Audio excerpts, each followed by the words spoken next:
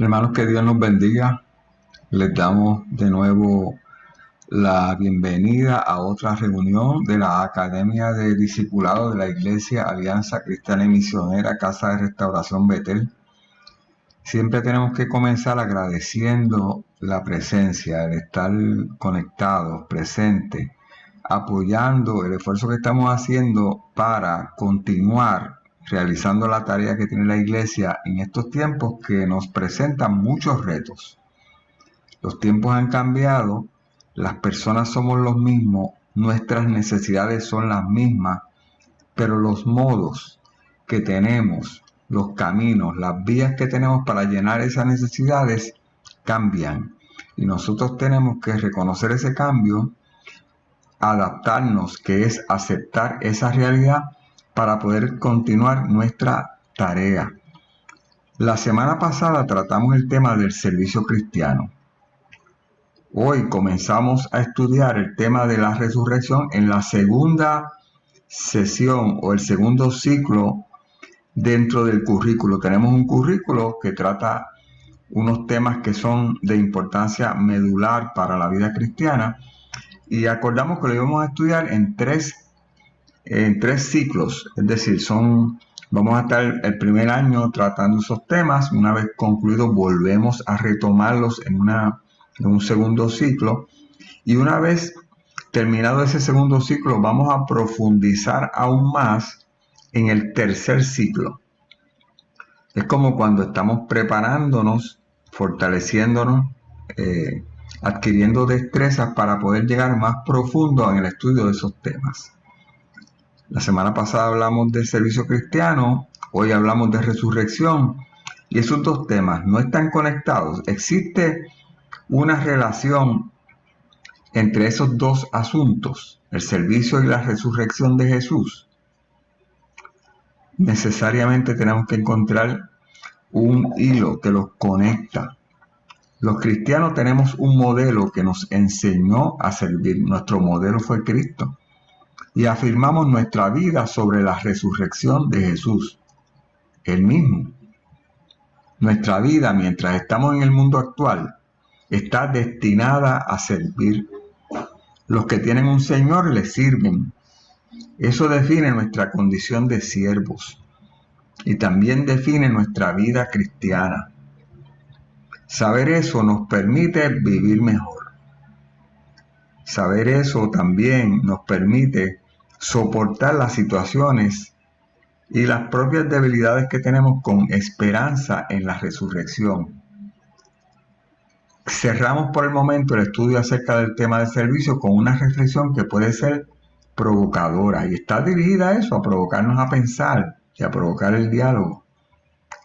Esta reflexión es lo siguiente: toda la ley se cumple y todo el evangelio se vive en esto. Lo encontramos en Mateo 22:36, donde dice: Maestro, ¿cuál es el mandamiento más importante de la ley? Y él dice: ama al Señor tu Dios con todo tu corazón, con todo tu ser y con toda tu mente. Le respondió Jesús: este es el primero y el más importante de los mandamientos. El segundo se parece a este: ama a tu prójimo como a ti mismo. De estos dos mandamientos depende toda la ley y los profetas. Yo me pregunto si hemos entendido bien eso. Amar a Dios sobre todas las cosas es una orden, es un llamamiento a amar menos a las personas. No dice eso ahí. Esa idea se aclara cuando leemos en 1 Juan 4, donde dice: si alguno dice yo amo a Dios y aborrece a su hermano, es mentiroso, pues el que no ama a su hermano, a quien ha visto, ¿cómo puede amar a Dios a quien no ha visto? Todo el precepto que aprendemos de ese primer mandamiento no es un llamado a amar menos al prójimo.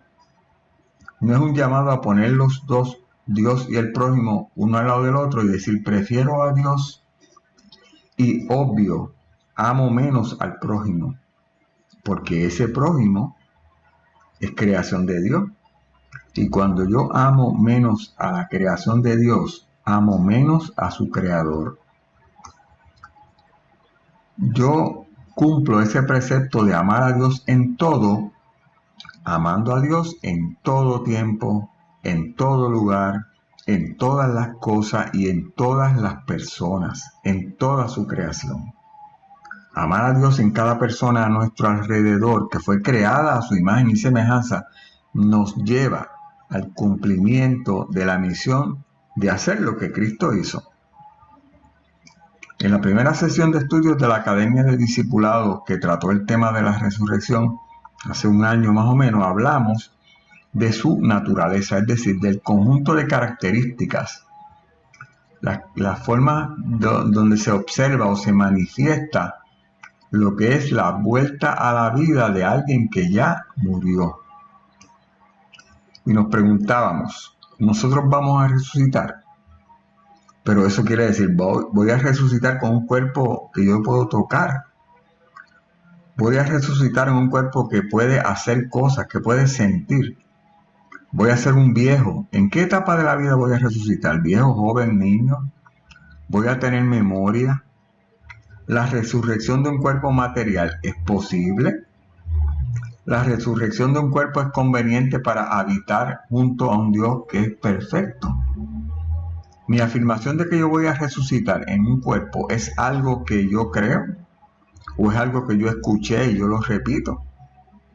Porque si yo repito eso porque alguien me lo dijo, es la fe de él, no es la fe mía. Hay que enfrentarse a ese tema para llegar a creer o a no creer. Muchas personas piensan así: mi espíritu va a estar con Dios, pero no vamos a tener un cuerpo. Yo voy a ser un espíritu. Esa afirmación, que alguna gente la pronuncia, que alguna gente la cree en el interior de su vida, surge de las dificultades que tenemos para pensar que un cuerpo pueda reconstituirse o reconstruirse. Pero es importante resolver eso. Además, es necesario resucitar el cuerpo. Con el espíritu es suficiente para estar con Dios. Esa es la afirmación que muchas personas guardan en su corazón. No hay espacio en la tierra para tantos cuerpos de personas resucitadas. Esa es la afirmación matemática, aritmética, de decir que el mundo es limitado y tantos cuerpos no caben. Así de simple es nuestra manera de pensar a veces. Y otra cosa que se ha alegado: el cuerpo material es una herramienta de pecado. Eso se ha alegado utilizando la Biblia utilizándola fuera de contexto y leyéndola de acuerdo a nuestras limitadas capacidades y condiciones. El problema más difícil de superar para entender la resurrección se encuentra en la afirmación de que vamos a resucitar en un cuerpo material. Ahí es que tropezamos. Esa también sería la esperanza más grande. Donde tropezamos nosotros sería la maravilla, la manera de sentirnos bendecidos de la manera más inmensa posible. Pero es tan increíblemente buena esa noticia que resulta increíble para el ser humano. Esa alternativa, y nos atrevemos a creer que la resurrección ocurrirá únicamente en el alma, y cuando decimos el alma nos estamos refiriendo al espíritu. En la historia del mundo hemos visto que las diferentes culturas y religiones aceptan la inmortalidad del alma. Ahí no hay conflicto. Donde hay conflicto para ellos y para nosotros es en poder guardar en nuestro corazón la idea de que es el cuerpo el que va a resucitar. En toda la historia encontramos personas escribiendo acerca de ese problema. No es un problema nuestro hoy, ha sido un problema de la humanidad. Todos los que han estudiado la importancia de la resurrección para el cristianismo llegan a la conclusión de que, aunque parezca ser imposible, escuchen esto, la resurrección del cuerpo es parte imprescindible de la fe. Una fe completa no puede ser asimismo, perdonen la redundancia, completa si no cree que el cuerpo va a resucitar. Si me ocupo en comprender que la resurrección es real y de entender las barreras que tienen que derribarse para admitirla, entonces mi fe crecerá. A los que estamos aquí conectados, nos interesa que nuestra fe crezca. Para entender todo esto necesitamos ayuda de Dios porque nosotros somos incapaces de llegar a ese nivel y dependemos de la revelación de Dios. Esa revelación nos permite hacer una afirmación de fe. Creemos que Jesús resucitó. Y cuando hacemos esa declaración de fe, vemos y sentimos en nuestras vidas el acompañamiento de Dios, que es su presencia. Le hablamos, Él nos habla. Claro, si yo lo escucho, porque constantemente Él nos está hablando de forma natural y sobrenatural, y no lo escuchamos. Si nosotros lo escuchamos, nos convertimos en testigos de esa realidad. Podemos dar testimonio de eso. Si podemos superar la idea de que un cuerpo se reconstituya, resucite, que parece ser materialmente imposible, entonces podemos ver la revelación de Dios en la Biblia y en la inspiración del Espíritu Santo y en la naturaleza creada para entender cómo el plan de Dios se cumple. Creó al ser humano, hombre y mujer, para amarlos y de esa manera ser amado por su creación. Pero el hombre y la mujer se rebelaron y la rebelión fue injusta. Fue algo doloroso para el Padre.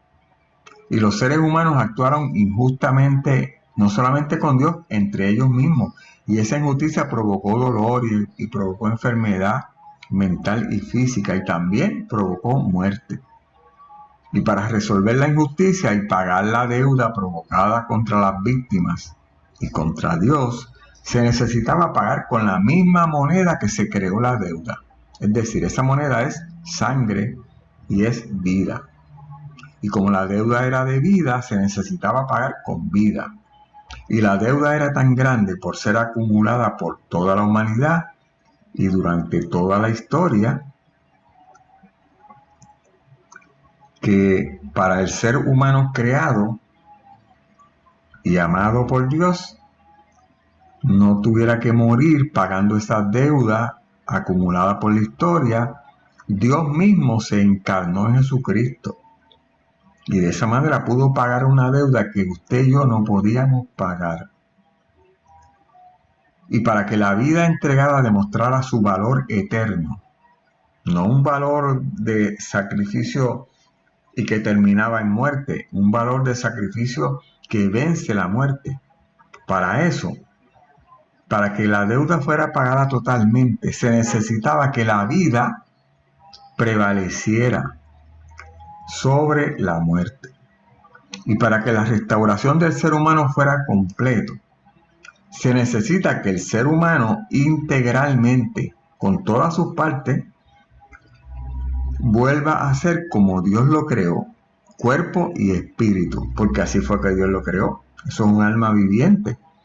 Fíjense en cómo cerramos ese círculo diciendo que si Dios me creó en cuerpo y espíritu y he de ser restituido, restablecido, debo ser restablecido sin que me falte nada en cuerpo y espíritu. Para entender la posibilidad de que un cuerpo material se pueda reconstituir, hay que aceptar que la forma de pensar que nosotros hemos aprendido y la realidad material que conocemos lo hace imposible, ¿verdad? Eso no cabe en mi capacidad humana. Necesito la revelación de Dios para entenderlo. Pero cuando se la pido, Él me la da. Hay que incluir en ese análisis el hecho de que Dios no está limitado. Yo sí, pero Él no. Él no está limitado por nuestra forma de pensar. Él no tiene que actuar según yo creo o según yo pienso. Él no está limitado por la realidad material que yo vivo. La realidad material es que el tiempo me limita, que el día de ayer ya pasó, para Dios no pasó, que el peso me limita, que por eso yo puedo caerme y golpearme contra el suelo y herirme y morir, pero para Dios esa limitación no existe. De que si yo me desintegro en la explosión, lo voy a hacer ahora bien drástico.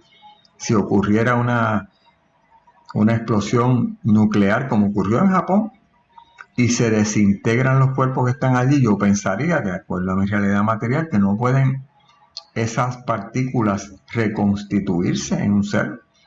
Todas esas son limitaciones que yo tengo y que la física, la materialidad me impone, pero para Dios no existe nada de eso. Él no está limitado. Dios no está limitado por el tiempo, por las leyes de la naturaleza, como es el tiempo, ¿verdad? O la gravedad, que me hace caer en el piso. El electromagnetismo, ninguna otra de las leyes que gobiernan el mundo físico limitan a Dios. Dios no puede entenderse materialmente, pero Él nos ha permitido su revelación. La Biblia nos introduce al tema del logos y el verbo. El logos y verbo nos hacen pensar en información. La información es inmaterial, es eterna, es igual que Dios, inmaterial y eterna. Vemos dos versiones de este texto del Evangelio según San Juan capítulo 1. Juan 1:1, antes de que todo comenzara, ya existía aquel que es la palabra. Y la palabra estaba con Dios y la palabra era Dios. Y cuando Dios creó todas las cosas, allí estaba la palabra. Todo fue creado por la palabra. Y sin la palabra nada se hizo. De la palabra nace la vida y la palabra, que es la vida, es también nuestra luz. La luz alumbra en la oscuridad y nada puede destruirla. Y nada puede destruirla. La palabra no está limitada. Esa es la traducción en lenguaje actual. Vamos a ver otra versión. En el principio era el verbo y el verbo era con Dios y el verbo era Dios. Esa es la versión que nosotros hemos conocido más ampliamente. Este era en el principio con Dios. Todas las cosas por Él fueron hechas y sin Él nada de lo que ha sido hecho fue hecho. En Él estaba la vida y la vida era la luz de los hombres. La luz en las tinieblas resplandece y las tinieblas no prevalecieron contra ella. Esa es la versión Reina Valera del 60. El logos, la palabra, el verbo. ¿Por qué Dios habría de crear mediante un acto de habla? ¿Por qué? Cuando estudiamos los textos de la creación en la Escritura, lo primero que llama la atención es la manera en que Dios crea. Dios habla y suceden cosas. Cuando lo analizamos nos damos cuenta de que es perfectamente lógico. El acto creador convierte en realidad la intención del creador. Eso queremos decir cuando decimos materializar.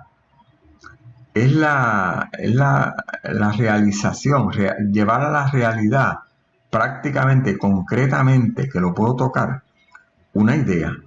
Así las intenciones se materializan de diversas maneras. Fíjense, las personas que hacen estatuas, los escultores, materializan sus intenciones cortando o cincelando la piedra. Los músicos escriben notas en un papel, en un pentagrama. Los ingenieros diseñan proyectos. Pero en general, toda materialización de una intención puede expresarse en lenguaje, en palabra. Por ejemplo, yo le puedo decir a Salvador Rosario, como yo quiero una casa. Y yo le puedo decir a Javier, nuestro músico intérprete del teclado, yo le puedo decir cómo me gustaría que él interpretara una melodía. Y se lo digo con palabras. Y de hecho, nosotros le dijimos a la arquitecta que visitó la congregación cómo queríamos que fuera el edificio de la iglesia. Esa reunión fue mediada utilizando palabras. La gente habló y habló y habló y ella escuchó y tomó notas, escribió palabras. Ella escuchó las intenciones de la congregación. De modo que el lenguaje se convierte en el medio universal para materializar las intenciones del corazón. Lo que usted le dijo a Salvador se materializa en una casa a su gusto. Lo que usted le dijo a Javier se materializa en una melodía a su gusto. Lo que usted le dijo a la arquitecta se va a materializar en un edificio a nuestro gusto. Eso que acabo de decir no es fácil para nosotros porque tenemos intenciones, pero no es fácil materializarla. Quizá el edificio que la arquitecta va a realizar no cumpla perfectamente con nuestras intenciones, pero fue porque no fuimos totalmente claros. No logramos, mediante el uso de nuestra palabra, definir todo lo que había en nuestro corazón, pero para Dios no hay límite. Para Dios, que tiene todo el poder, no es ningún reto materializar su intención en una persona, en usted. Dios, mediante la palabra, le creó a usted. Él dijo, sea, y fue hecho de acuerdo a su intención perfecta. Aquí a veces deberíamos como que hacer una pausa para tratar de digerir, de integrar todas esas cosas que hemos dicho, porque es grande. Acabamos de decir que Dios, mediante la palabra, creó al ser humano. Y eso quiere decir que mediante la palabra puede volver a materializar su misma intención. Dios me puede resucitar a mí. El lenguaje que escuchamos en la boca de Dios durante el acto creador es, según el Evangelio de Juan, el Logos divino, la palabra que en Cristo se hizo carne y por medio de la cual todas las cosas fueron creadas. Eso está en Juan 1. En este sentido, el Logos no es solo el lenguaje en el sentido corriente, no son unidades de habla que se transmiten información, no son únicamente palabras, ¿verdad? Sino es el fundamento mismo del lenguaje y de aquello que lo hace posible. El Logos divino es en realidad la segunda persona de la Trinidad. La Trinidad toda participa en cada acto de creación divina. Actúa libremente, sin coacción, sin limitación interna ni externa. La palabra de Dios no está limitada. En el acto de la creación, Dios, el Padre, la primera persona de la Trinidad, pronuncia el Logos divino, la segunda persona de la Trinidad, por el poder del Espíritu Santo, la tercera persona de la Trinidad. Las palabras de Dios no necesitan nada para cumplir su cometido. La palabra de Dios tiene ese poder en sí misma. Así será mi palabra que sale de mi boca, no volverá a mí vacía, sino que hará lo que yo quiero, y será prosperada en aquello para que la envié, en Isaías 55:11. Nos estamos encontrando con una explicación totalmente lógica, fundada en la palabra, para que no dudemos en pensar que nuestro cuerpo ha de resucitar. Así Dios creó al hombre y así puede resucitarlo en un cuerpo material. La promesa de Cristo es que cuando nuestra presente realidad corporal se desintegre, es decir, al morir, ¿verdad?, la información que constituye nuestra esencia, que me describe a mí, se liberará de toda distorsión y recibirá una nueva realidad corporal que Dios preservará por toda la eternidad. La resurrección de Cristo garantiza esta promesa, aunque en verdad garantiza mucho más que eso. No solo garantiza que lo que somos y quienes somos se materializará en un cuerpo nuevo, sino que garantiza que ese cuerpo en el que nos vamos a materializar de nuevo será un cuerpo glorificado, perfeccionado, libre de todas las limitaciones necesarias mientras estamos sujetos al pecado. Una vez que dejamos atrás la esclavitud del pecado, nuestros cuerpos pueden entonces ser liberados. El cuerpo de Cristo resucitado mostró esa libertad, conservó las mismas capacidades del cuerpo anterior.